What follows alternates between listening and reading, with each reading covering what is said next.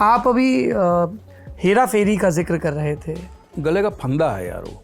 I'm completely heartbroken. It can happen, 1% can happen without me and Akshay, but 100% can't happen without Paresh ji. Indian cinema में कुछ फिल्में ऐसी होती हैं जो न केवल दर्शकों का मनोरंजन करती हैं, बल्कि समय के साथ साथ एक कल्ट स्टेटस हासिल कर लेती हैं। हेरा फेरी इंडियन सिनेमा की उन चुनिंदा फिल्मों में से एक है जिसने कॉमेडी और मनोरंजन के क्षेत्र में एक अलग पहचान बनाई। साल 2000 में प्रियदर्शन के शानदार डायरेक्शन और फिरोज नाडियाडवाला के प्रोडक्शन में बनी इस फिल्म ने राजू श्याम और बाबूराव गणपतराव आप्टे उर्फ बाबू भैया की तिगड़ी को दर्शकों के दिलों में बसा दिया। 2006 में इसके सीक्वल फिर हेरा फेरी ने भी दर्शकों का खूब मनोरंजन किया, जिसके बाद जब 2018 में हेरा फेरी 3 की अनाउंसमेंट हुई तो फैंस में एक्साइटमेंट की लहर दौड़ उठी।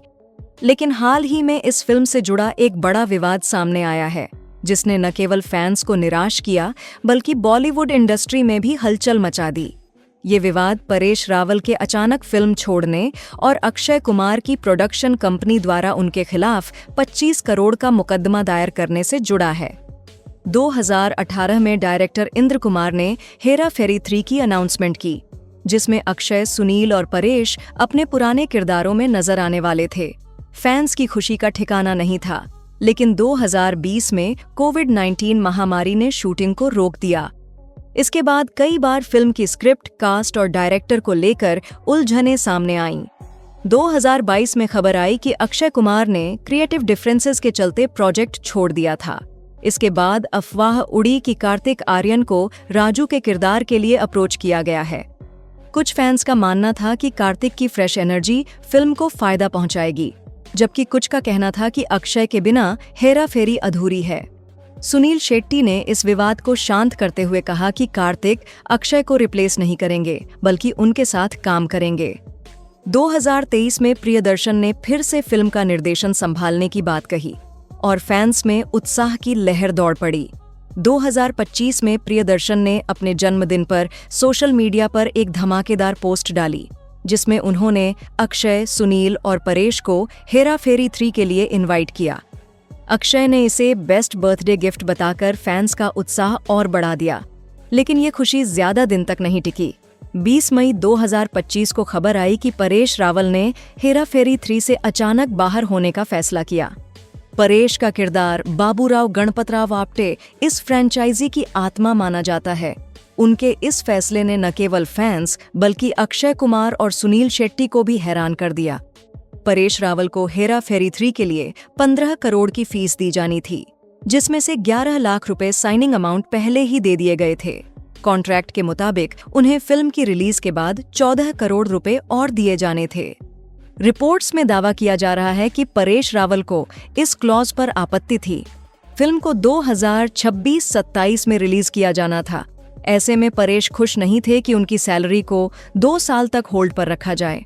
परेश रावल ने खुद ट्वीट कर इस बात को साफ कर दिया है कि उन्होंने क्रिएटिव डिफरेंसेस की वजह से फिल्म को नहीं छोड़ा है और न ही डायरेक्टर और उनके बीच कुछ मतभेद हुआ है, जिसकी वजह से उन्होंने ये कदम उठाया। परेश रावल ने एक इंटरव्यू में कहा, मैं इस प्रोजेक्ट से अभी कनेक्ट नहीं महसूस कर रहा। उन्होंने ये भी संकेत दिया कि भविष्य में वो वापसी कर सकते हैं, लेकिन फिलहाल वो इस फिल्म का हिस्सा नहीं होंगे। इस बयान ने फैंस को और उलझन में डाल दिया, क्योंकि हेरा फेरी की आत्मा बाबू भैया के बिना अधूरी मानी जा रही है। परेश रावल के अचानक बाहर निकलने से अक्षय कुमार की production company Cape of Good Films को बड़ा झटका लगा। अक्षय न केवल फिल्म में राजू का किरदार निभा रहे हैं, बल्कि उन्होंने फिरोज नाडियाडवाला से हेरा फेरी फ्रेंचाइज के राइट्स भी खरीदे हैं। रिपोर्ट्स के मुताबिक अक्षय ने परेश पर फिल्म को छोड़ने और प्रोजेक्ट को नुकसान पहुंचाने का आरोप लगाया है। अक्षय की प्रोडक्शन कंपनी ने दावा किया कि परेश रावल ने फिल्म के लिए 11 लाख रुपए का साइनिंग अमाउंट ले लिया था, लेकिन अचानक प्रोजेक्ट छोड़ने से उन्हें भारी नुकसान हुआ, जिसके बाद कंपनी ने परेश के खिलाफ 25 करोड़ का मुकदमा दायर किया। खबरों में कहा गया कि फिल्म का एक प्रोमो पहले ही शूट हो चुका था और परेश सहित सभी कलाकारों को एडवांस पेमेंट भी दी गई थी। ऐसे में परेश का अचानक बाहर होना प्रोडक्शन हाउस के लिए बड़ा झटका था। प्रियदर्शन ने इस मामले पर अपनी प्रतिक्रिया देते हुए कहा, मुझे नहीं पता कि ये सब क्यों हुआ। परेश ने हमसे इस बारे में कोई बात नहीं की। अक्षय ने इस प्रोजेक्ट में अपनी मेहनत की कमाई लगाई है और यही वजह हो सकती है कि वो कानूनी कदम उठा रहे हैं। सुनील शेट्टी ने भी इस मामले पर अपनी हैरानी जताई। उन्होंने इंडिया टुडे से कहा, मुझे इस बारे में कोई जानकारी नहीं थी। मुझे मेरे बच्चों ने मैसेज करके बताया कि परेश ने प्रोजेक्ट छोड़ दिया है। ये मेरे लिए बहुत बड़ा झटका है। हम फिल्म के बीच में हैं और ये एक संकट की स्थिति है। No, it cannot happen. It cannot happen. It 100% cannot happen without Paresh Rawal. Paresh Rawal के बाहर निकलने के बाद सोशल मीडिया पर फैंस ने बाबू भैया के किरदार के लिए नए एक्टर्स के नाम सुझाए। इनमें सबसे ज्यादा चर्चा पंकज त्रिपाठी के नाम की हुई, जो पहले OMG 2 में परेश रावल की जगह ले चुके हैं। हालांकि पंकज ने बॉलीवुड हंगामा को दिए एक इंटरव्यू में इन अफवाहों को खारिज करते हुए कहा, मैं परेश सर के सामने कुछ भी नहीं हूं। उन्होंने स्पष्ट किया कि वो इस किरदार के लिए खुद को सूटेबल नहीं मानते। परेश सर एक कमाल के अद्भुत अभिनेता हैं। उनके सामने तो मैं जीरो हूँ, कुछ भी नहीं हूँ। मैं बड़ा सम्मान करता हूँ उनका। परेश रावल के बाहर निकलने की खबर ने फैंस को निराश किया। सोशल मीडिया पर कई यूजर्स ने लिखा, बिना परेश रावल के हेरा फेरी वैसी नहीं होगी। कई फैंस ने मांग की कि अगर परेश रावल नहीं है तो फिल्म को बंद कर देना चाहिए। वहीं एक पुराना इंटरव्यू वायरल होने से विवाद को और हवा मिली, जिसमें परेश रावल ने हेरा फेरी के किरदार बाबू भैया को गले का फंदा बताया था। उन्होंने कहा था कि वो इस छवि से मुक्त होना चाहते हैं।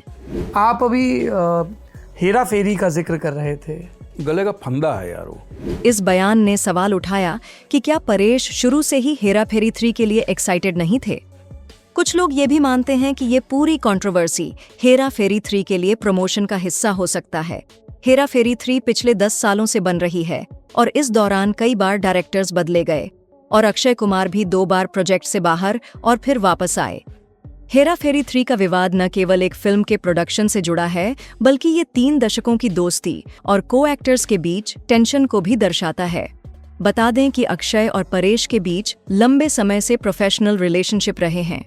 दोनों ने कई यादगार फिल्मों जैसे गरम मसाला, वेलकम, भूल भुलैया, हेरा फेरी सीरीज सहित कई फिल्मों में साथ में काम किया है। दोनों प्रियदर्शन के डायरेक्शन में बनी अपकमिंग फिल्म भूत बंगला में भी नजर आएंगे। फैंस के लिए ये एक बहुत बड़ा झटका है, क्योंकि बाबू भैया के बिना हेरा फेरी की कल्पना करना भी मुश्किल है। क्या परेश रावल वापस आएंगे? क्या पंकज त्रिपाठी या कोई और इस किरदार को निभाएगा, या फिर ये फिल्म हमेशा के लिए रुक जाएगी? इन सवालों के जवाब समय के साथ मिलेंगे, लेकिन एक बात तय है, हेरा फेरी 3 की असली हेरा फेरी अब स्क्रीन पर नहीं, बल्कि स्क्रीन के पीछे हो रही है।